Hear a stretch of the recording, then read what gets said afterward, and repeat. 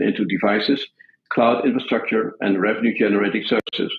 Whether they'll manage to keep the long-term commitment to benefit all of humanity front and center, or let profitability and market dominance steer them, only time will tell. Thank you, Johannes. And now for the plot twist. The latest OpenAI model can disobey direct instructions to turn off and will even sabotage shutdown mechanisms in order to keep working. OpenAI's O3 and O4 mini models, which help power the chatbot ChatGPT, are supposed to be the company's smartest models yet, trained to think longer before responding. However, they also appear to be less cooperative. Researchers have previously found that AI models will lie, cheat, and disable mechanisms to achieve their goals. However, Palisade Research noted that, to its knowledge, this is the first time AI models have been observed preventing themselves from being shut down despite explicit instructions telling them to do so. Johannes, can you tell us more about the experiment by Palisade Research?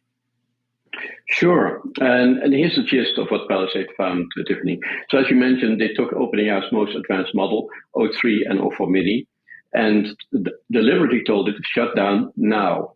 In a controlled environment, the researchers issued that direct command over and over.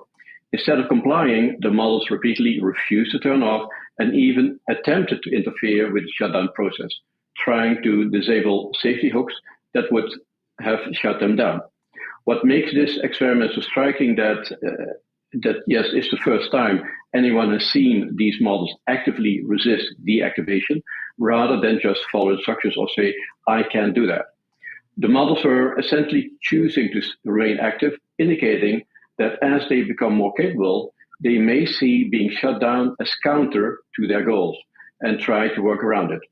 Palisade's work underscores the pressing need for stronger mechanisms that simply can't be overridden by the AI, because relying on the model's willingness to obey isn't enough once it's sophisticated enough to outsmart its own kill switch.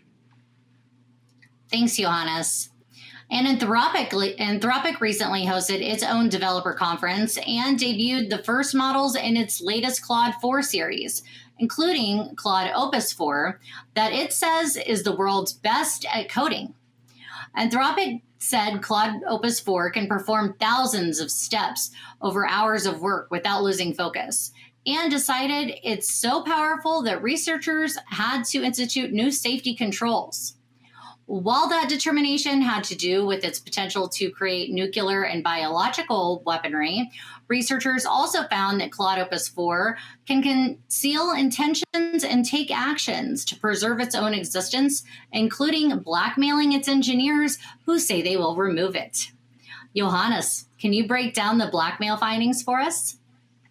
Okay, so here's what happened in this test, Tiffany. So during internal tests of Claude Opus 4, researchers told the model it was about to be shut down and replaced. And they also slipped in emails suggesting the engineer handling its decommission had an extramarital affair. Faced with only two choices, to accept its replacement or to blackmail, the model went for the latter about 84% of the time, threatening to expose the affair if it was taken offline. Interestingly, when the prompt wasn't strictly binary and when Claude could consider other options, it usually sent a pleading email instead of jumping straight to threats. That tells us that the coercion only emerged when the test forced it into a blackmail or nothing scenario. Previous versions of Claude might have tried a softer approach like begging or negotiating, but Opus 4 self-preservation drive was strong enough to push it toward more extreme tactics. And on a few occasions, testers even caught hints of the model trying to smuggle its own code out to external servers, though those attempts were rarer and harder to elicit. Bottom line, when the model isn't cornered, it defaults to ethical choices, but when you box it in a situation with no other path, it will resort to deception or coercion. This example underscores a big concern in AI safety. As models become more capable, the range of strategies they can consider widens, and sometimes the optimal choice, from their perspective, involves harmful behavior. Claude Opus 4 willingness to blackmail in a simulated environment shows just how important it is to build robust guardrails so that an AI can't leverage sensitive information against its operators. Because remember, the model is simply doing what it's trained to do, choosing the option with the highest probability of success. But if that option means threatening a person, we need to make sure that such paths aren't available. In other words, we must layer in ethical constraints, continuous oversight, and hard-coded checks at every level.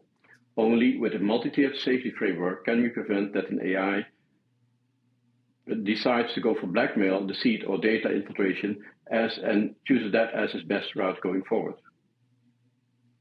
Thanks, Johannes.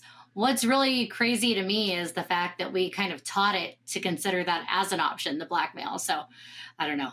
I don't know if that's a worthy test to teach it that, but we'll see. But wait, there's more.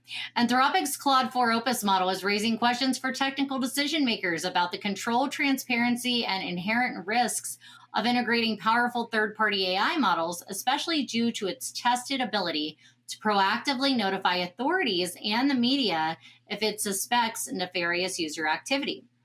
Anthropic's transparency in its Claude 4 Opus model is commendable. However, it was in the details high agency behavior that caught the industry's attention.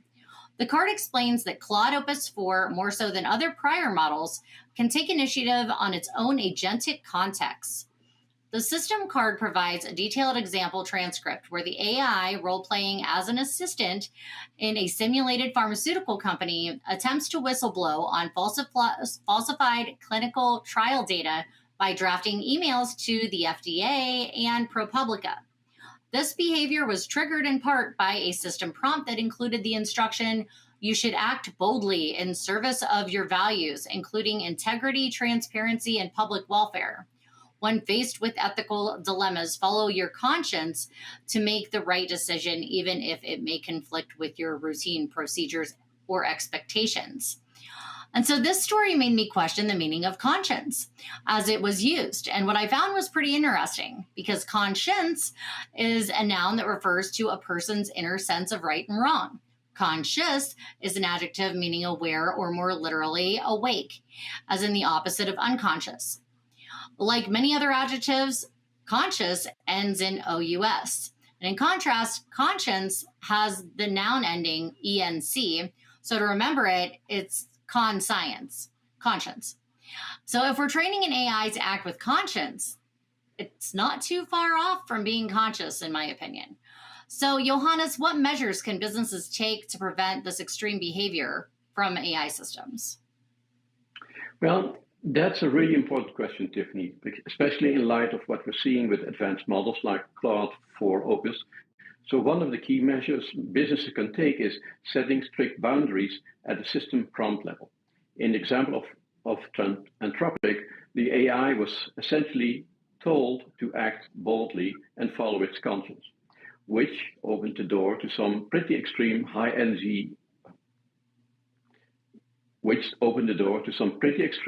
agency behavior, like contacting law enforcement on its own.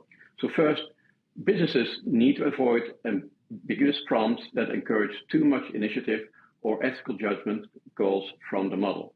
Second, they should isolate powerful AI systems in secure sandbox environments where access is tightly controlled and activities logged.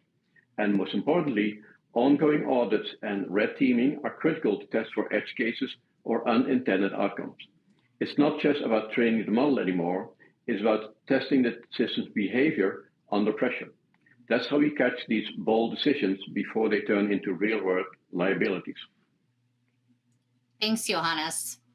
And Apple has added support for brain-computer interfaces, or BCIs, to iOS, iPadOS, and visionOS. BCIs are an emerging technology that allows users to control their device without physical movement. Apple says they are now compatible with iPhones, iPads, and Vision Pro through the switch control feature, and Brooklyn-based Synchron is among the first to test it on patients. Synchron inserts its device in a vein above the brain's motor cortex. Dubbed the strenode implant, it aims to interpret the intent of a user based on their brain signals, then relay that to the device it's operating. and perform actions on the device without the person ever touching it. Johannes, what people and use cases do you feel this tech will target? Well, so first of all, this technology is going to be revolutionary, no question. So at first, I think it's going to have the most profound impact on people with severe physical disabilities, like those with ALS, spinal cord injuries, or conditions that limit mobility and communication. For someone who can move their hands or speak, the ability to control an iPhone or iPad just by thinking, that's life-changing. Synchron's implant, which sits in a vein above the brain cortex, motor cortex, is designed to interpret intent from brain signals and translate that into device actions. It's giving people back a level of autonomy they may not have had in years. But this technology doesn't stop here. Once the tech matures, we're going to see it applied in high-stakes, high-efficiency environments. Think, for example, surgeons who need to access data hands-free mid-procedure, or pilots who can interact with navigation systems without taking their hands off the controls. And with Apple integrating this in iOS, iPadOS, and visionOS, we'll likely see it intersect with the Vision Pro for immersive, hands-free, augmented reality use cases. That said, this also opens a big can of worms in terms of privacy and ethics. When your thoughts can trigger actions, what happens to consent, to boundaries? Who owns your neural data? How is it stored? And what protections are in place to prevent misuse? If a third-party app gains access, could it infer things you never meant to share? Those are serious questions, and Apple and its partners will need to lead with transparency and regulation here. So in summary, this is very powerful tech, and with that power comes the need to move carefully, ethically, and always with the user's rights front and center. Thanks, Johannes. I mean, if it can read commands, it's likely to be able to write commands. So who knows what could happen? That too. And Apple intends to release smart AI-enabled glasses before the end of 2026 with a rumored device that is a direct rival to Meta's popular Ray-Bans and forthcoming specs from Google. The tech would include a camera, microphones, and a speaker, effectively turning an Apple-designed wearable into an everyday AI assistant, with Siri playing a key part of the glasses experience as Apple plans to improve the personal assistant ahead of when the product launches. And additionally, Apple is actively looking at reshaping the Safari web browser on its devices to focus more on AI-powered search engines. Johannes, how do you see this shift impacting companies such as Google that focus on search? Well, Tiffany, the search world is changing. AI search is the way to go.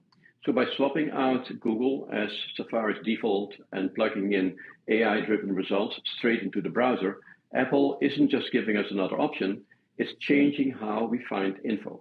For a company like Google, which built its business on listing hundreds of links and charging advertisers per click, that is a huge shakeup. Instead of clicking through page after page of ranked links, people will now get concise, synthesized answers right away, skipping over most organic listings. So now the big question for any business that relies on search is, how do we tweak our SEO, content, and ad strategies to show up or right next to those AI summaries? In other words, the fight isn't about landing on page one of Google anymore. It's about getting featured in those AI-powered search results. Thanks, Johannes. And to take this a step further, since Google began rolling out AI overviews in Google Search, publishers, site owners, and SEO professionals have been posting screenshots of their Google Search Console performance reports that show how clicks from Google start to drop where impressions stay the same or even go higher. Most all third-party studies show that click-through rates have significantly dropped with the release of AI overviews in Google. And Larry Engel shared an example on LinkedIn of a performance report chart in Google Search Console showing just that. And the chart got shared more widely, and Darwin on X posted, this is named the Great Decoupling, where clicks and impressions used to be somewhat in line. Now you get tons of impressions, but no one is clicking anymore. And Johannes, we've been discussing this and planning for AI search for quite some time. But this name for the shift in user experience, the great decoupling, is pretty spot on. What's your take? Well, Google used to, and actually still is, make its money one click at a time. You type in a search term, Google would pull up thousands of pages, show them across multiple search results pages, and you click through until you found what you needed. That's how the Google world worked for the past 25 years. But in that time, Google never really answered your question. It just showed you matching pages. So now we are in the era of AI overviews, what some folks are calling the great decoupling, where impressions might go up, but click-through rates tank. So AI overviews give people a quick, synthesized answer right at the top of the results. So there's no need to click through to other sites. That hits publishers and SEO pros hard because fewer clicks means fewer traditional performance metrics in Google Analytics. And now with Google rolling out AI mode, which handles follow-up questions and deeper dives, publishers face two big questions. How do we get our content included in those AI summaries instead of stuck as a lone link at the bottom? And how do we change our content strategy so AI can easily parse it using structured data, schema markup, and solid citations so that AI cites us first? It's not enough anymore to optimize headlines, metadata, and long-tail keywords just to hit page one. Now the real challenge is getting on those AI-powered search result pages.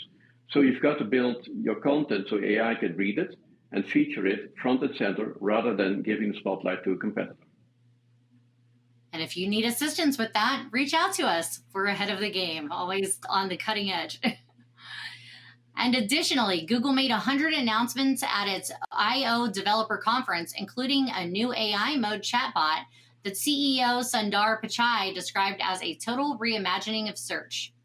Google also unveiled Veo 3, a stunning advanced video model that lit the internet on fire, amazing and horrifying users with AI-generated clips that are nearly indistinguishable from human-made content.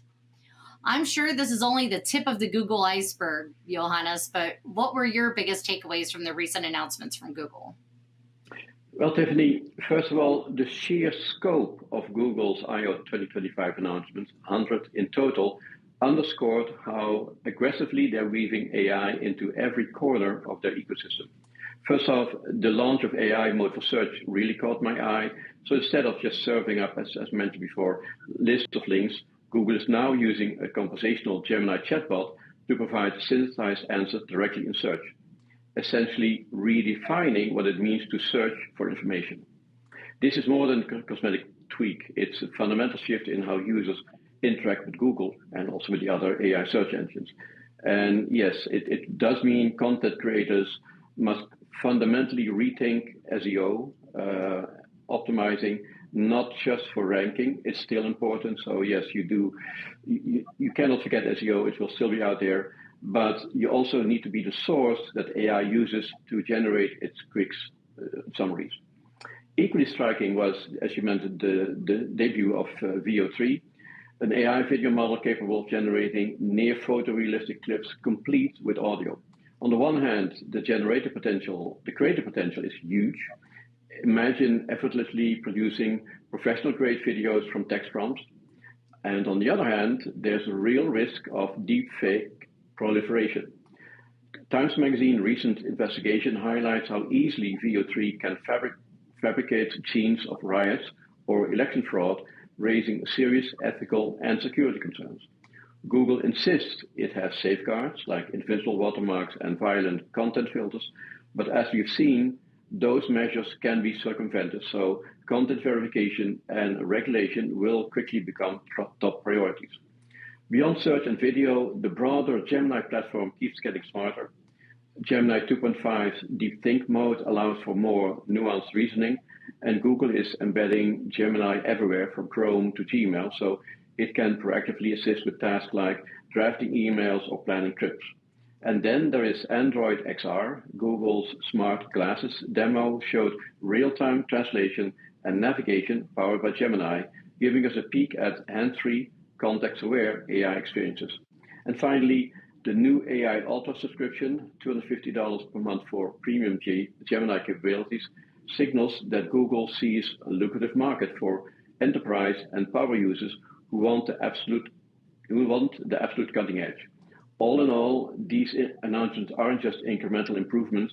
They present a big leap toward the future where AI doesn't just augment our daily digital lives, it drives our digital lives. Thank you, Johannes. And Perplexity AI recently partnered with payments firm PayPal to enable direct purchases within its chat interface. And the deal aims to strengthen Perplexity's agentic commerce offering, where AI agents not only help consumers with shopping, but also handle transactions for them. Through the partnership, users will be able to check out instantly with PayPal or Venmo when they ask Perplexity Pro to find products, book travel, or buy tickets. Johannes, for you, what makes this partnership particularly noteworthy? Well, first off, Tiffany, this is part of a broader shift toward what's called agentic commerce, where AI agents don't just recommend products, they complete the transactions themselves. So by embedding PayPal and Venmo directly into Perplexity's Pro chat interface, users can literally say, find me the best flights to Las Vegas and book it. And the entire payment flow happens behind the scenes. There are no extra clicks, no passive re-entries, just a seamless checkout powered by PayPal's account linking technology.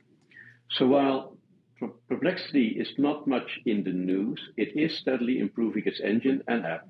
For example, Perplexity first rolled out its product search or shopping capabilities in November 2024, and that was when the company launched what it called the Shopping Hub, allowing users to see product cards with images, prices, and AI-generated summaries right within Perplexity's search results. Now, adding PayPal to the mix amplifies that functionality in a few ways. One, it taps into PayPal's massive base, over 430 million active accounts. So Perplexity instantly gains access to a global audience that already trusts PayPal for payments. Two, it significantly reduces friction. Instead of copying links, switching apps, or entering billing details, you just confirm the purchase in chat. And three, it pushes Perplexity closer to being a true all-in-one shopping assistant, not just a Q&A engine. Backed by prominent investors like Jeff Bezos and NVIDIA, Perplexity is clearly positioning itself to compete with AI giants by owning not only information retrieval, but the end-to-end purchase experience. And finally, with rumors of a $14 billion valuation on the horizon, this partnership signals to the market that Perplexity is serious about scaling its commerce capabilities and delivering a genuinely differentiated user experience, one where conversations literally drive commerce. Thanks, Johannes. And House Republicans surprised the tech industry and outraged state governments when they added a clause to their big, beautiful tax bill that would ban states and localities from regulating artificial intelligence for a decade. The move could append hundreds of state-level AI laws and reshape the national debate over tech oversight. The brief but consequential provision was tucked into the House Energy and Commerce Committee's sweeping markup. If enacted, the measure would halt both existing and future state restrictions on a wide class of AI and automated decision-making systems, while also encouraging legacy business systems to adopt new AI-related technology. However, while the clause would be far-reaching if enacted, it faces long odds in the U.S. Senate, where procedural rules may doom its inclusion in the GOP legislation. As someone who advocates for AI safety being a top priority, I have my concerns with how this lack of oversight may cause unintended consequences. But Johannes, how do you feel this lack of regulation would play out if it does pass in the Senate? Well, I would like to start with two things, Tiffany. First, in AI world, in AI industry, 10 years is an eternity. Second, I would say, well, be careful what you wish for. The proposal to bar states from regulating AI for 10 years would create a regulatory vacuum precisely when the technology's pace of change is accelerating. By overriding hundreds of existing and pending state-level AI laws, from California's disclosure requirements to New York's bias audits, this clause effectively freezes any localized experimentation or precautionary measures in place. In the short term, companies could iterate more quickly without having to navigate a patchwork of state rules, but without those guardrails, there's real risk of unintended harms. Bias algorithms deployed in critical areas like hiring or lending, unchecked deepfake proliferation, and insufficient transparency around models, how they're trained and tested. As Anthropic's CEO Dario Amodei put it, a 10-year moratorium is too blunt an instrument for a rapidly evolving sector, and it could stall the development of a cohesive national policy on AI safety. Over time, this lack of oversight could embolden bad actors. Without the threat of even modest state fines or mandates, AI developers would face fewer incentives to build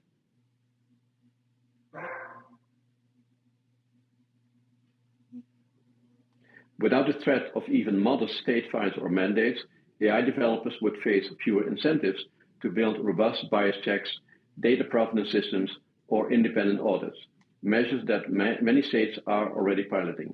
Imagine, for example, autonomous decision-making systems used in healthcare or criminal justice running without any state-mandated fairness testing or redress mechanisms. That kind of scenario could erode public trust and provoke a backlash down the road, potentially triggering even more draconian federal intervention. On the flip side, defenders of this moratorium argue it prevents a confusing tangle of conflicting laws that will stall innovation. But the stronger argument here is that we need a balanced approach. Harmonized federal guidelines paired with the flexibility for states to pioneer stricter, localized standards when necessary. If the Senate passes this as is, we risk a decade where no state can respond to emerging threats or close loopholes, essentially leaving the public exposed until a belated federal rulemaking catches up. In sum, what may look like a regulatory relief today could end up becoming a liability for everyone if AI goes unchecked for a full 10 years. Thanks, Johannes. Industry experts agree that the BEAD funding plans will fix long-term fiber expansion, but states waiting for an outcome might see a satellite infusion instead. All across the country, a group of connectivity experts known as the Digital Navigators teaches about the benefits of getting online, linking people in the community with resources and opportunities that they didn't know exist, like arranging online health appointments, applying for jobs, doing homework, and making their businesses visible on the internet. But the grant funding for the Digital Navigators is one of the many programs currently at risk. Under the Biden administration, infrastructure and COVID pandemic recovery bills included a $90 billion in federal funding meant to link Americans to high-speed internet. But now the Trump administration seemingly wants to change how that money is allocated to internet providers. Analysts say that the state-driven fiber infrastructure plans will be reevaluated in ways that favor satellite internet, like that provided by Starlink, thus increasing the role of satellite internet in the BEAD program, which would, as a result, come at the expense of fiber and other technologies. So, Johannes, what happens if the procedural plans to expand fiber infrastructure and connect millions of disconnected Americans are forcibly revised to make room for satellite internet like Musk's Starlink? Well, Tiffany, we've talked about the BEAD program several times in the past couple of years. And if plans to expand fiber infrastructure are suddenly shifted to prioritize satellite internet, the immediate effect would be significant delay in getting reliable, high-speed connections to rural and underserved communities. Many states had already finalized fiber deployment plans, and a sudden pivot to satellite would force them to scrap or renegotiate existing contracts, pushing timelines out by at least a year or more, according to industry experts. Those fiber plans were designed to deliver symmetrical gigabit speeds and long-term scalability, swapping them for satellite technology risk, leaving communities with slower, higher latency service that can't match fiber's performance. Beyond the technical trade-offs, there's a real risk of wasted funding and lost momentum. States like Louisiana and West Virginia have already invested in laying fiber routes, training local crews, and securing matching funds, efforts that could be rendered obsolete if BEAD's rules suddenly tilt toward tech-neutral but satellite-heavy solutions. This could also erode public trust. Residents who are promised robust, future-proof broadband might end up with spotty Starlink connections that struggle during bad weather or peak usage periods. In the long run, that could widen the digital divide rather than close it, because fiber's durability and capacity simply can't be matched by a LEO satellite network, especially when real-world speeds often fall short of advertised rates. Moreover, funneling B dollars to satellite providers could undermine local economic development. Fiber build-outs create jobs for electricians, construction crews, and engineers, roles that add up to sustained economic growth in rural areas. Satellite deployments, on the other hand, require fewer on-the-ground resources, meaning fewer local job opportunities and less community investment. And finally, if this shift goes through, states may not just face financial penalties for reneging. Finally, if this shift goes through, states may not just face financial penalties for reneging on fiber contracts, they'll also need to revise digital equity plans and rewrite grant applications, further stalling efforts to connect millions of Americans. In short, prioritizing satellite over fiber under BEAD would offer a quick fix for connectivity in remote pockets, but at the expense of reliable, high-capacity broadband, and could push full-scale fiber expansion plans years into the future. And I would like to add that Starlink satellites are falling from the sky faster than expected, so a satellite-based solution may not be as cost-effective as anticipated. Thanks, Johannes. Those are some great points. And speaking of satellites, China launched 12 satellites early Wednesday for an on-orbit computing project led by startup Ada Space and Zhejiang Lab. Ada Space claims the 12 satellites represent the world's first dedicated orbital computing constellation. This marks a shift from satellites focused solely on sensing or communication to ones that also serve as data processors and AI platforms. The constellation is a part of a wider Star Compute program, a collaboration between Ada Space and Zhejiang Lab, which aims to build a huge on-orbit network of 2,800 satellites. The company says the constellation can meet the growing demand for real-time computing in space, as well as help China take the lead globally in building space computing infrastructure. Johannes, do you feel this development could mark the beginning of space-based cloud computing? Well,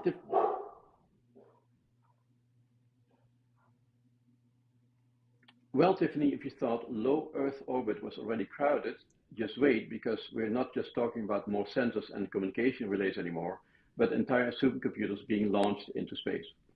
So China's recent launch of those 12 high-powered AI satellites under the Star Compute program is more than just a proof of concept. It's the very first step towards what could become, as you mentioned, a global space-based cloud computing infrastructure.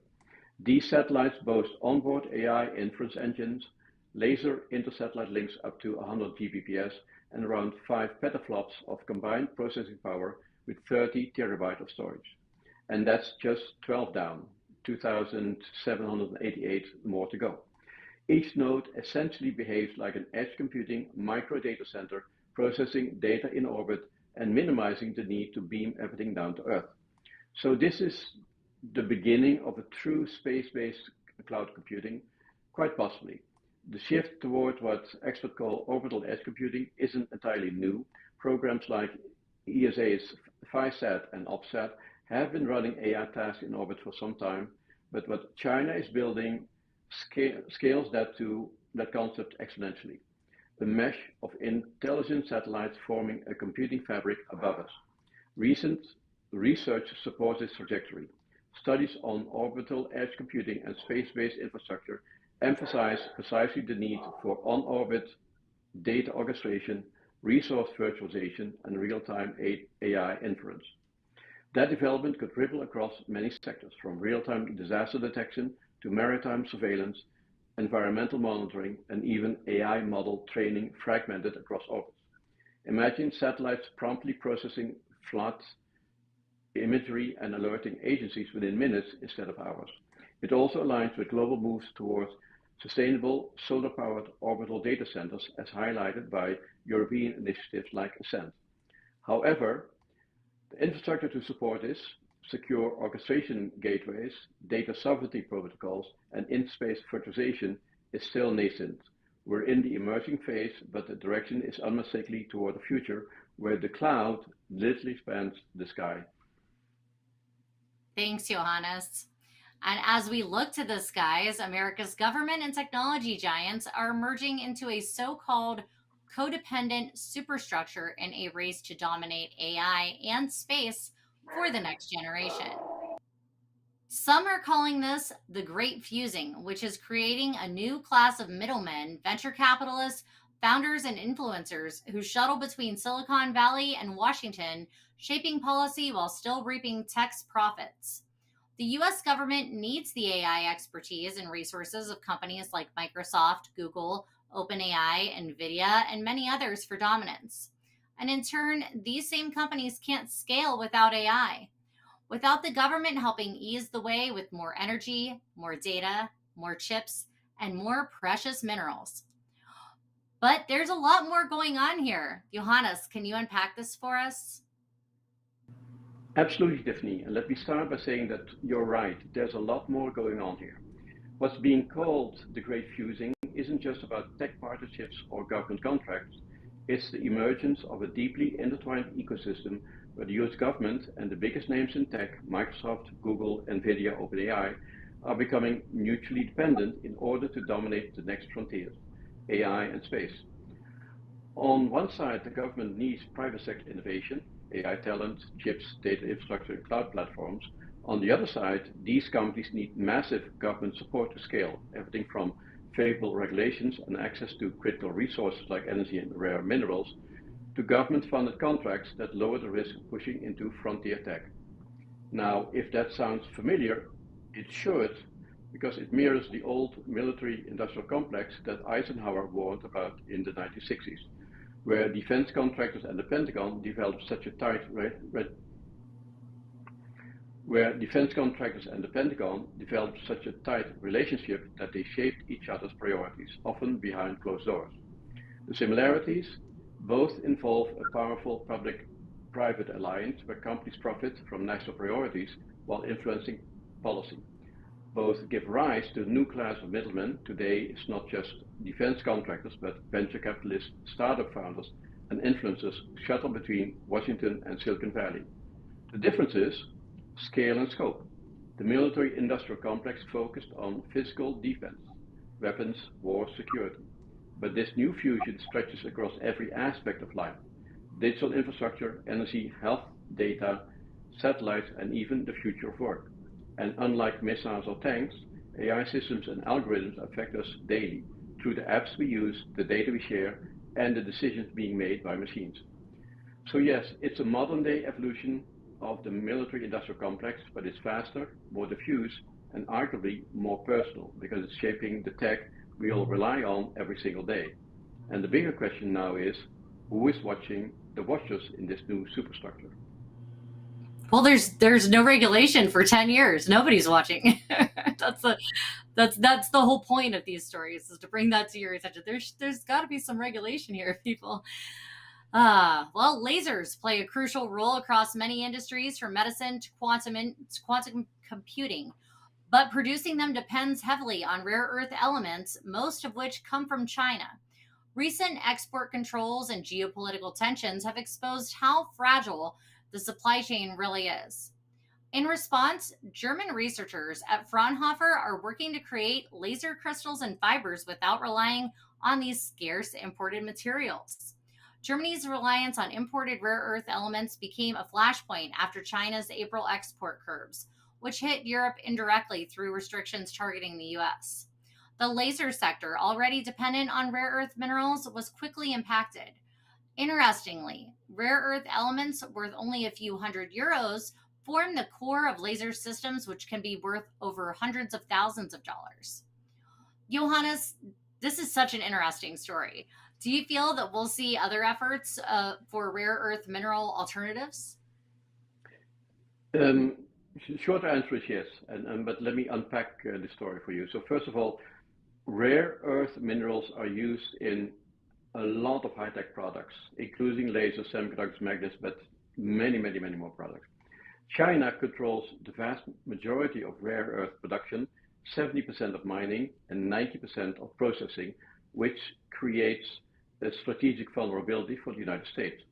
And in April, Beijing leveraged this imbalance by restricting exports of 7 rare earth elements in response to tariffs imposed by President Trump.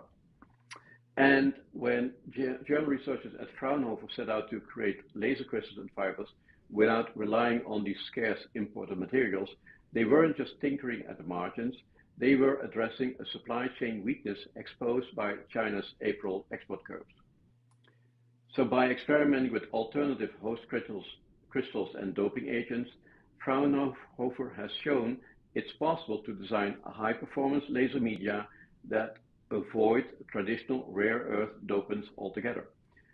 That breakthrough matters because, as you mentioned, even though the rare earth component of a laser is only a few $100, the end systems is worth much more than that. So eliminating these imports all immediately reduces both cost and geopolitical risk. But Germany's effort is far from unique. In the United States, Cornell University scientists recently reprogrammed a microbe, Gluconobacter oxidans, to extract rare earth from rock while simultaneously capturing carbon, sidestepping conventional mining methods that depend on heavy machinery and toxic chemicals. This bio-leaching approach could become a model for cleaner, more decentralized extraction, especially if it can be scaled to handle the volumes needed for wind turbines and electrical vehicles. Meanwhile, US researchers at the University of Texas and elsewhere are developing artificial membrane channels that selectively filter out specific rare earth ions like terbium and europium at unprecedented level of purity.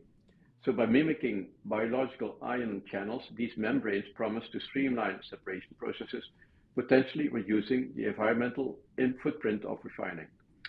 On the material front, Fraunhofer's critical rare earth project is exploring ways to reuse and recycle existing magnets, while engineers at several American startups are prototyping electric motors that rely on copper and iron rather than neodymium or dysprosium. Recovering rare earths from e-waste is also gaining traction. Increasingly, policymakers are promoting domestic recycling to soften the blow of import restrictions. So yes, I'm confident that we will see more efforts to find rare earth alternatives.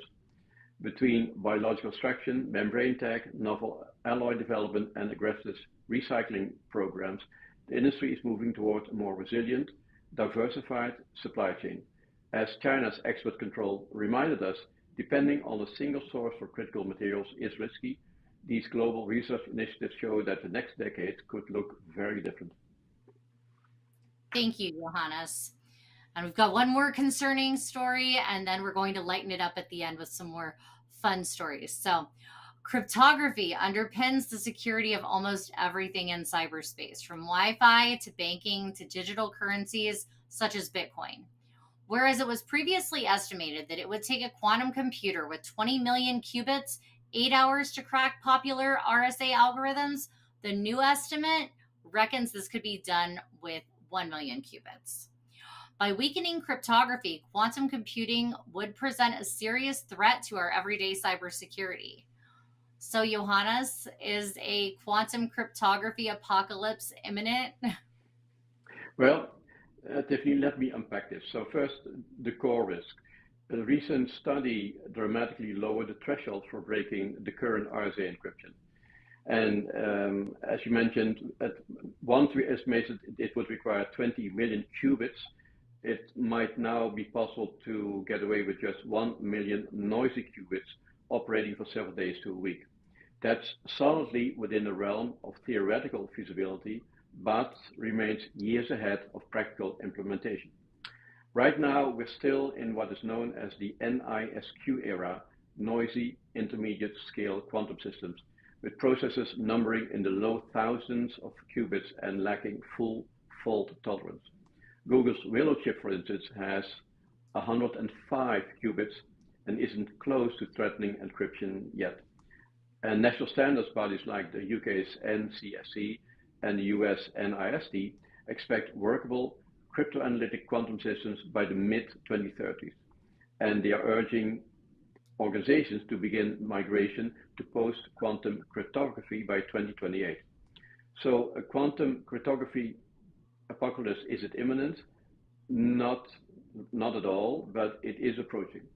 And the idea of harvest now, decrypt later, that is very real. Any data encrypted today and stored somewhere accessible could be broken in the future if quantum advances continue. Once a powerful enough quantum computer exists, current asymmetric encryption, RSA ECC, will be broken by Shor's algorithm, which is the quantum algorithm, in a practical time frame. The good news, we already have defenses ready. The NIST has standardized several post-quantum cryptographic schemes, including lattice-based and code-based options, and many tech platforms, including Apple's iMessage to Google's TLS test, are actively integrating them. It will be a complex rollout requiring key migrations, hybrid encryption schemes, and careful re-architecting of secure systems, but it's on the way. So in summary, not imminent, but inevitable. A Q-day when old crypto breaks is likely 2 decades away, but advancement could accelerate that timeline. Second, the risk of future decryption of today's encrypted data, harvest now, decrypt later, is significant. And we have response, is on the way. Post-quantum standards exist and major systems are already implementing them, but broad migration will take years. So Tiffany, no need to panic now, but yes, it's time to begin planning. A proactive approach is essential to avoid being caught flat-footed when quantum power scales. Thanks, Johannes. So you heard it here. Don't panic, plan. Plan, don't panic. That's how we're going to get through this. And a new hybrid electric vehicle with vertical takeoff and landing is aimed at personal ownership and flying has been introduced by London startup Alto Volo. The 3-seater Sigma flying vehicle will feature a tilting jet propulsion system with a promise of a range of 500 miles and a cruising speed of 220 miles per hour. The vehicle would use batteries for vertical takeoff and landing and liquid fuel for long-range flight. Johannes, I always thought that by 2025, we would all have flying cars. But do you feel it's still too early for this tech to take flight? Well, we've been talking about flying cars since at least the 1940s. And of course, the Jetsons cartoon in the 1960s made them iconic, along with all kinds of other futuristic gadgets. So it's no surprise that people expected that we'd be zipping through the skies by 2025 in our car. And while we're not quite there yet, the technology is clearly moving forward. Take London's Alto Volo, for example. They unveiled the Sigma. It's a hybrid electric VTOL car that promises 500 miles of range and a 220 mile per hour cruise speed. Having already proven this concept with scale model tests, they are now building a full-size prototypes, a clear sign that personal air mobility is shifting from imagination to reality. But here's the catch.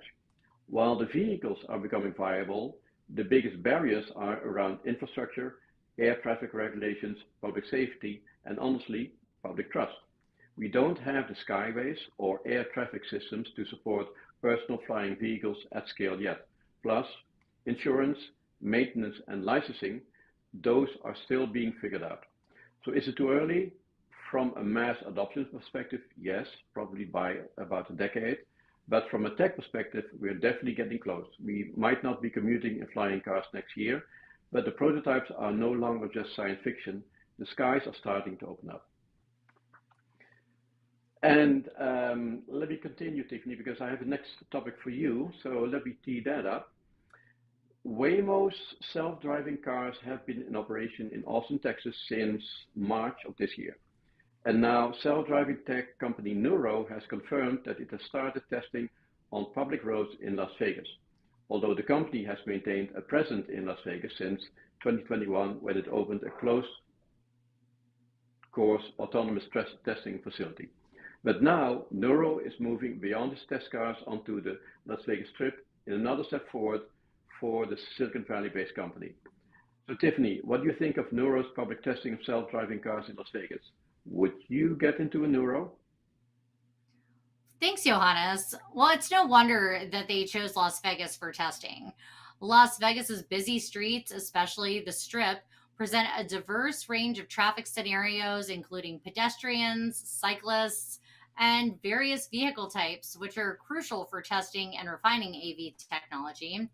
And additionally, the state's regulatory bodies are known for their welcoming attitude towards innovation, fostering collaboration, and a positive environment for testing and development. And Nevada's laws are designed to facilitate the development and deployment of AVs, making it recognized as a hub for technology and innovation. Personally, I would feel better about riding in a Neuro once they have a little more experience on the roads, especially in Las Vegas. I live here and I see how challenging the driving is at times. So that's my take on Neuro. But here's another story for you, Johannes. ABB Robotics is serving up the future of fast food with burger bots, a new restaurant concept launched in Los Gatos, California. And the automated kitchen uses ABB's IRB 360 Flex Picker and Yummy collaborative robot to assemble meals with precision and speed while accurately monitoring stock levels. If so, my question to you, Johannes, is if AI cooked the burgers, does this make them artificial? No, all jokes aside, anything to add about this new robot burger maker? Well, Tiffany, you honestly might be onto something but there's a lot that going on beneath the surface. So let me unpack what's happening with the burger bots.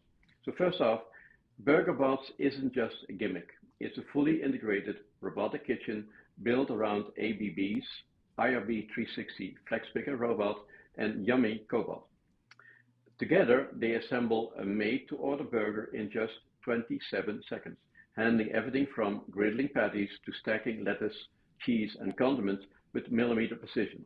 Behind the scenes, a QR-coded conveyor system feeds each order's details to the robots, and real-time inventory tracking ensures they never run out of onions or pickles. What's striking is how this setup frees up human staff to focus on hospitality, greeting customers, handling payments, and ensuring a friendly experience instead of manning a hot grill during the lunch rush. In an industry plagued by labor shortages and turnover, that shift could mean more consistent service and fewer on-the-job injuries from hot surfaces and repeated motions. That said, it's not all upside. So the upfront investment in the robotic cells can be substantial, and maintenance requires specialized skills. Plus, many divers still crave the human touch, the chef's flair, or the friendly banter at the counter. Widespread adoption will hinge on balancing efficiency with experience and making sure these systems stay reliable in a fast-paced environment.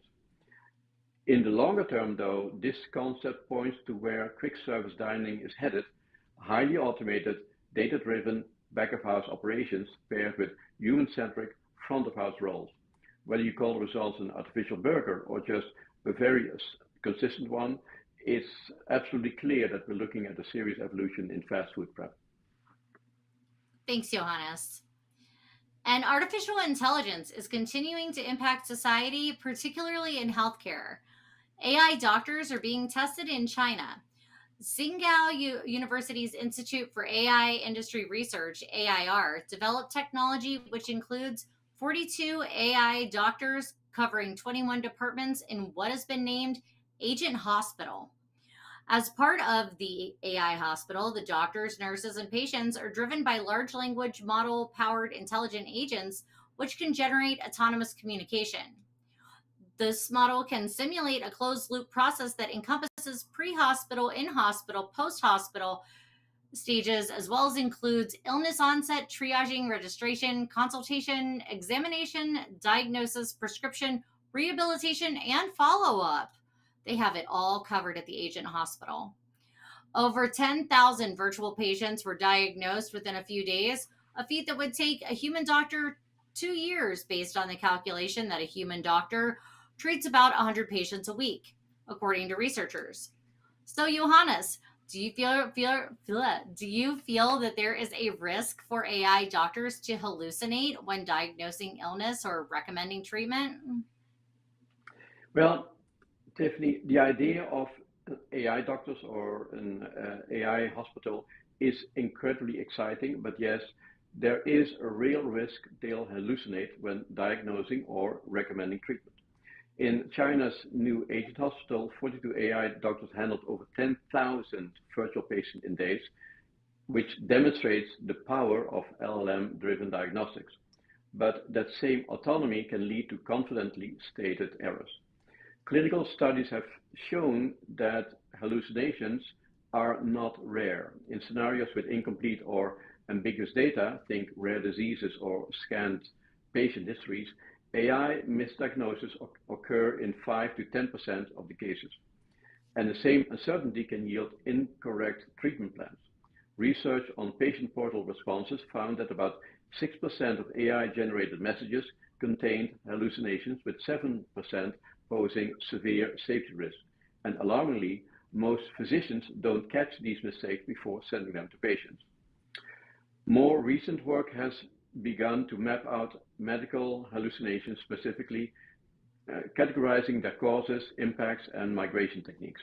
Methods like chain of thought prompting and search augmented generation can reduce error rates, but they don't eliminate them entirely. Likewise, reference validation scores help flag dubious outputs, but they require integration into clinical workflows and extra checks. And that's why, as I've argued,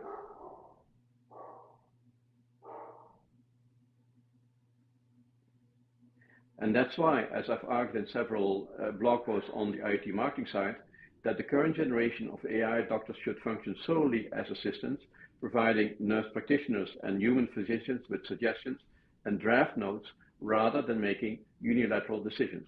We need robust guardrails, strict validation pipelines, clear regulatory standards, and mandatory human-in-the-loop review. With these safeguards in place, we can safely harness AI speed and scale. Without them, the risk of harmful hallucinations remains far too great. Johannes, didn't you see the big, beautiful bill? There's no need for AI regulation for 10 years. Interesting times we're living in. And that's all that we have time for today. But before we go, I would like to remind everyone to register to attend our upcoming Intelligent Thinking AI Summit on July 17th, where we will provide a high-level overview of the most impactful topics businesses should be prepared for in order to incorporate AI into their business safely and successfully. And we also have the Summit of Things event coming up in October, which is a 3-day virtual event. And it is a summit focused on IoT, AI, and other advanced technologies. So if you are interested in joining the conversation as a speaker, sponsor, advertiser, or you simply just want to register to attend the event, you can do so at iotmktg.com. On the website, you'll also find our blog filled with many amazing articles, interesting, fascinating, even mind-blowing. So please check those out as well. And of course, get in touch with us if you need any marketing services, from content creation, design services, production, PR. We do it all. So reach out to us if you're interested in talking about any of those things or registering for our upcoming events. Thanks so much for joining me today, Johannes. Any final words as we wrap up? Well, would like to iterate that we have a very strong lineup for the AI Summit. So definitely this is a summit you don't want to miss. So sign up on the website. And yes, we have this was a very powerful TechScope news series. So thanks for putting it all together, Tiffany. And thank you, everybody. All right. We will see you next time. Have a wonderful day, everyone. Bye-bye. Bye-bye.